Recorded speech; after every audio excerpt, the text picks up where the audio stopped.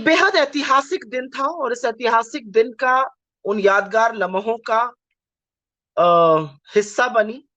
तो मुझे लगा आप लोगों के साथ कुछ बातें जरूर साझा करूं। आज भारत जोड़ो यात्रा का समापन हुआ। ये यात्रा कन्याकुमारी से 7 सितंबर को शुरू हुई थी और 140 दिन में 4000 किलोमीटर से ऊपर पदयात्रा करके सारे यात्री राहुल गांधी जी के नेतृत्व में आज कश्मीर के श्रीनगर में इसका समापन हुआ। यात्रा का फिजिकल फॉर्म में भले समापन हो गया हो, लेकिन जैसा कि राहुल जी ने कहा, यात्रा जिन मुद्दों पर शुरू हुई थी और जिन मुद्दों के लिए हम यात्रा कर रहे थे वो बेशक चलते रहेंगे। लेकिन मैं आज की बात करना चाहती हूं और मैं थोड़ी सी कल की बात करना चाहती हूँ। कल लाल चौक पर राहुल जी ने जो देश को वादा किया था तिरंगा फहराने का, वो तिरंगा फहराया और बहुत अद्भुत दिन था, बहुत अविस्मरणीय दिन था। मुझे नहीं लगता कि इस तरह का लम्हा हम में से बहुत लोगों ने अपने जीवन में देखा होगा या आगे देखेंगे। मेरे लिए ये पर्सनली बहुत बड़ी बात थी। लाल चौक पर तिरंगा फहरना और उसके बाद जब राष्ट्रगान हो रहा था तो मेरा तो बिल्कुल गला रूंधा और मुझे लगा कि मेरे जिंदगी के सबसे यादगार लम्हों में से एक था। और तिरंगा फहरा, राष्ट्रगान हुआ, उसके बाद हम सब लोगों ने वहां पर फोटो खिंचाई, हम सब लोगों ने तिरंगा अपने हाथ में लेकर लहराया। अद्भुत था। और उसके बाद आज का दिन, श्रीनगर में रैली थी और बर्फ ऐसी गिर रही थी मान लो इंद्रदेव ने ठान ली हो कि आज अपनी सारी रहमत, अपनी सारा आशीष बर्फ के रूप में गिराएंगे। और उमर अब्दुल्ला साहब जो पूर्व मुख्यमंत्री हैं श्रीनगर के, वो थे और उन्होंने कहा कि इस तरह की बर्फबारी सालों में नहीं हुई है श्रीनगर में जैसी कि आज हो रही थी। पूरा श्रीनगर सफेद, सर्द सफेद था और लगातार बर्फ गिर रही थी। कल शाम से ही गिरनी शुरू हो गई थी, कई कई जगह तो कई फीट बर्फ थी। और उस बर्फ में पहले कांग्रेस के कार्यालय पर अध्यक्ष श्री खरगे जी ने एक परमानेंट ध्वजारोहण किया और वहां पर वो बहुत बड़ा तिरंगा फहरागा। और उसके बाद हम लोग सब लोग वेन्यू पर गए और जिन कुर्सियों पर बैठना था उस पे बर्फ जमी हुई थी, पूरे रास्ते में बर्फ थी, गाड़ियां नहीं चल पा रही थी, लेकिन लोग फिर भी श्रीनगर के उस मैदान में इकट्ठा थे और वहां पर भाषण हुए। और जब राहुल जी का बोलने का वक्त आया और जब वो आगे बढ़े तो सुरक्षा कर्मी, आपने देखा होगा, बाकी लोगों के साथ छाता लेकर गए और उन्होंने वो छाता हटा दिया। बहुत लोगों को याद आया वो दिन जब वो बारिश में खड़े होकर भाषण दे रहे थे। तो मुझे लगता है कि चिलचिलाती हुई धूप, गर्मी से फिर बारिश, फिर पत्थर भी पड़े, ओले पड़े कहीं पर, और अब ये बर्फ में ये जो भाषण हुआ ये वाकई में ऐतिहासिक था। और उनसे कुछ ही फीट की दूरी पर हम लोग खड़े हुए थे और उन्होंने कुछ ऐसी बातें कही जिससे कि मुझे लगता है वहां पर हर व्यक्ति, ऐसा शायद ही कोई व्यक्ति हो, कठोर से कठोर, मुझे लगता है पत्थरी दिल होना पड़ेगा अगर आप भावुक ना हुए हो आज। उन्होंने ये हमने यात्रा क्यों करी इसके बारे में बात करी, उन्होंने इस यात्रा की सफलता के बारे में बात करी, उन्होंने इस पूरी मकसद के बारे में बात करी। दो चार बातें जो उन्होंने कही वो वाकई दिल को छू गई। उसमें से एक बात थी, उन्होंने कहा, लोगों ने पूछा मैं ये यात्रा क्यों करना चाहता हूं, और मेरा जवाब ये है कि जो 40 लोग शहीद हुए पुलवामा में वो शहीद ना हो, जो हर साल सेना के कुछ लोगों को शहादत झेलनी पड़ती है वो ना हो, वो परिवार ना बिखरे। और उसमें उन्होंने जब अपने अनुभव के बारे में बोला तो मुझे लगा कि वो बहुत मतलब सेरन सी हो गई थी और मैं प्रियंका जी के बिल्कुल पीछे ही खड़ी हुई थी। और शायद मैं बहुत भावुक भी हो गई थी जब उन्होंने कहा कि मैं एक छोटा बच्चा था, 14 साल का था, क्लास में था और टीचर ने फोन पे बुला के कहा कि आपका और घर से फोन आया है। और वहां से जो लेडी मेरी माँ के लिए काम करती थी उन्होंने कहा दादी को गोली मार दी है, ये फोन पर सुना मैंने।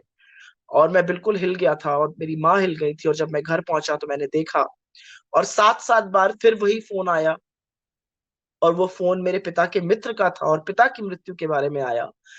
तो उन्होंने अपना फोन निकाल कर जो वहां पर लोग थे उनसे कहा, आपके लिए ये फोन है, मेरे लिए फोन नहीं है, मेरी बहन के लिए ये फोन नहीं है।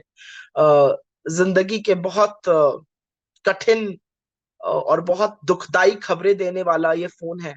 और उन्होंने उसी बात को आगे बढ़ाकर जब ये कहा कि ये फोन, ऐसे ही फोन हमारे फौजियों के घरों पे जाते हैं, हमारे सीआरपीएफ के जवानों पर जाते हैं, हमारे बीएसएफ के जवानों के घरों पे जाते हैं, और ये फोन मुझे बंद करने हैं।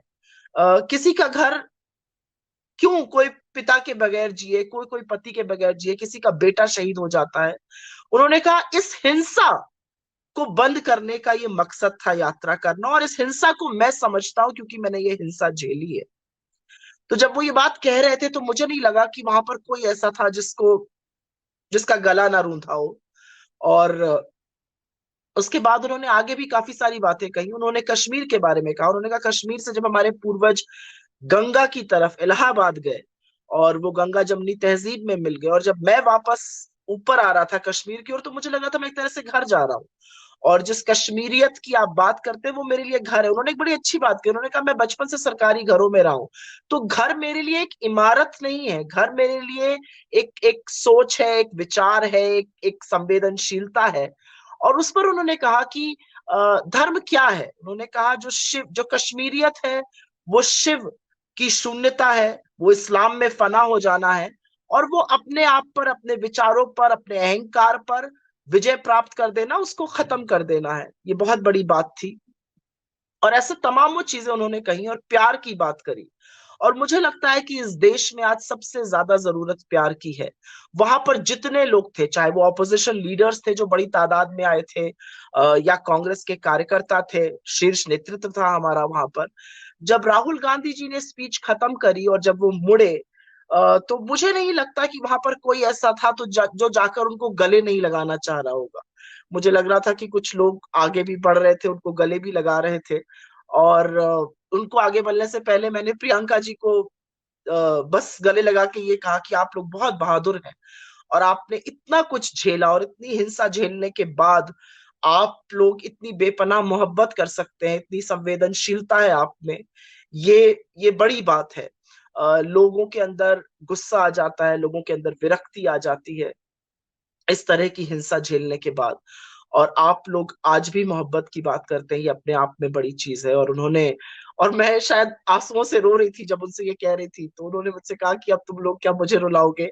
और उनकी भी आंखें नम थी। और फिर जब राहुल जी वापस आए तो उन्होंने राहुल जी को गले लगाकर एक वो लम्हा था, क्योंकि शायद उन लोगों ने एक साझा दुख झेला है, परिवार को खोने का, और परिवार को लोगों को हिंसा की तरीके से खोने का। तो एक वो बहुत ही संजीदा माहौल था उस समय वहां का। और जब राहुल जी निकलने लगे तो हम लोग वो सब हम सब लोगों से मिल रहे थे। और मैंने सिर्फ उनका हाथ पकड़ के उनसे ये कहा, और एक बड़े भाई की तरह उनको देखती हूँ, मेरे नेता हैं, एक आदर्श है, और मैंने उनको सिर्फ उनका हाथ पकड़ के इतना कहा कि आपने जो कर दिया है और जो लकीर आपने खींच दी है देश की राजनीति में, ये शायद इससे बड़ी लकीर कोई खींच नहीं सकता है। आपने जो प्यार की बात करी है, जो मोहब्बत की बात करी है, जो नफरत के बाजार में मोहब्बत की दुकान खोलने की बात करी, ये बड़ी बात है। आपने जो कहा कि ये यात्रा मैंने अपने लिए या कांग्रेस के लिए नहीं, इस देश के लिए करी, ये भी अपने आप में बड़ी बात है। और ये हम सबका दायित्व है कि ये बात, ये संदेश देश के हर कोने में पहुंचे। बहुत ही मैं सिर्फ इसलिए आप लोगों से बात करना चाह रही हूँ क्योंकि मुझे लग रहा है कि ये बहुत बड़ी यात्रा थी। और एक दो चीजें और साझा करना चाहती हूँ। मेरे ड्राइवर यहाँ पे लोकल कश्मीरी हैं, ज्यादा राजनीति में न जानते हैं न समझते हैं। और उन्होंने 2 दिन पहले मुझसे कहा, जब हम बनिहाल से आ रहे थे और बहुत भीड़ थी यहाँ पे, तो उन्होंने मुझसे कहा कि कश्मीरी कह रहे हैं कि उनकी तो जैसे ईद आ गई। और मुझे लगता है कि कश्मीर, एक तो वो बात, और दूसरा जब हम लोग आज आ रहे थे तो कुछ गाड़ियों का मिसमैच हो गया था, तो हम लोग बिल्कुल एक रैंक स्ट्रेंजर, बिल्कुल अजनबी थे, उनकी गाड़ी में हम बैठ गए थे। और उन्होंने हमें बाहर तक छोड़ा। हम लोग हिमाचल प्रदेश के चीफ मिनिस्टर के साथ थे, तो उनकी गाड़ी भी उसी कॉन्वॉय में आ गई।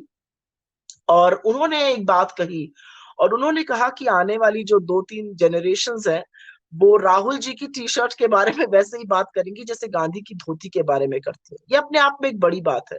और राहुल जी ने आज फिर से उस टी शर्ट के बारे में बोला, जिसके बारे में भाजपा ने और लोगों ने तमाम वो सवाल उठाए, और कुछ चरण चुंबक आज भी कपड़े झांकने की कोशिश करते हैं राहुल जी की। उन्होंने कहा कि जब मैं चल रहा था और मध्य प्रदेश में मेरे पास कुछ बच्चे आए और वो भीख मांगते थे, और उनके तन पर हार्डली कपड़े थे, फटे हुए कपड़े थे, और वो कांप रहे थे।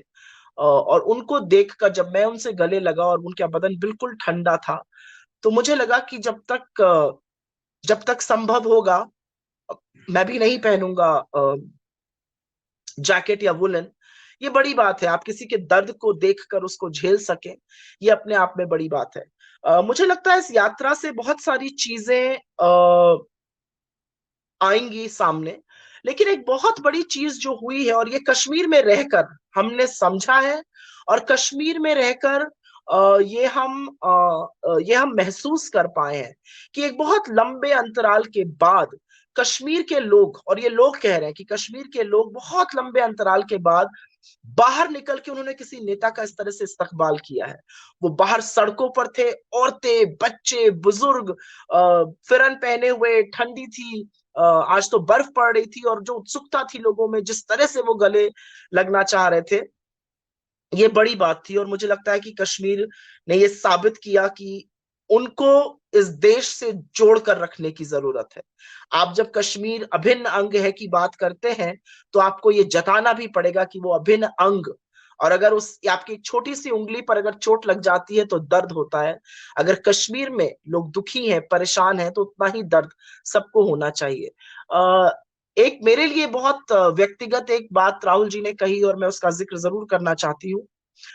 कश्मीर एंटर करने से पहले, और आप लोगों को पता है, सुरक्षा में एक भारी चूक भी हुई थी। अ, कश्मीर एंटर करने से पहले सुरक्षा कर्मियों ने कहा था कि आप गाड़ी से चलिए, आप पैदल मत चलिए कश्मीर में, क्योंकि आपके ऊपर ग्रेनेड फेंका जाएगा। और राहुल जी ने कहा कि अगर मेरी सफेद टी शर्ट को लाल होना है तो मैं इसके लिए तैयार हूं, लेकिन मुझे हैंड ग्रेनेड नहीं, मुझे कश्मीर ने दिल खोलकर, टूट कर प्यार किया। और यही हमारे देश की खासियत है। हमारे देश की यही खासियत है कि हम प्रेम में, प्यार में यकीन करते हैं, मोहब्बत में यकीन करते हैं, और कोई भी ताकत हमें उससे जुदा नहीं कर सकती है।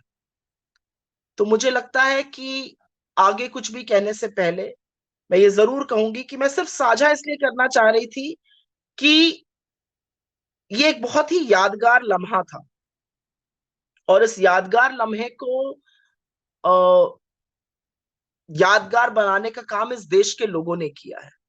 भारत जोड़ो यात्रा का जो भी मैसेज है इस देश तक पहुंचे, और वो मैसेज सिर्फ एक है कि इस देश में, हिंदुस्तान में, नफरत हमेशा हारेगी और मोहब्बत हमेशा जीतेगी। और सच सूरज की उस रोशनी की तरह है, जो कितना भी अंधकार हो, कितने भी बादल छा जाए, अंततोगत्वा सुबह होगी और सूरज निकलेगा। तो ये जिद थी, या तपस्या थी, या संकल्प था, या दृढ़ निश्चय था, आप इसको जो भी कहिए, ये अकल्पनीय लग रहा था, लग नहीं रहा था कि ये पूरा होगा, और ये पूरा हुआ। और इसका जो मैसेज था वो ऐसा लगता है कि एक बार मानो फिर से देश में खुशियां और विश्वास ले आया हो। और विश्वास अच्छाई में, विश्वास शांति में, विश्वास प्यार में, और शायद विश्वास मोहब्बत में। तो मैं सिर्फ साझा करना चाह रही थी, क्योंकि कई बार बात नहीं हो पाती, और इतनी बड़ी बात थी तो मुझे लगा आप सब लोगों से साझा करूं। आपने मेरी बात सुनी, उसका बहुत शुक्रिया। और इस मैसेज को हम सब लोग आगे पहुंचाएं, और प्यार की बात करें, वही सबको चाहिए। बहुत बहुत धन्यवाद।